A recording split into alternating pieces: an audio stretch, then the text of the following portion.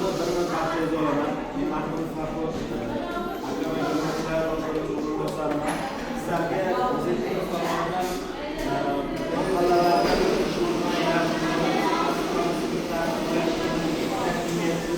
maqsadida qabul qilingan chora-tadbirlar va farmonlar ijrosi bo'yicha shu so'zlarni o'rganmoqchiman. Xususan baş faoliyatiga taalluqli bo'lgan tadbirkorlarning muammolarini hal qilish uchun xususan ularning faoliyatini yanada kengaytirish, o'z ishini yaratish, daromadini oshirishga qaratilgan maqsadlarda ularni moliyaviy ehtiyojni qondirishga qaratilgan mavjud xususan barqa tarafidan olib farqot ekan va bo'sh ish o'rinlari yaratishga qaratilgan qarorga asosan 300 sohalardan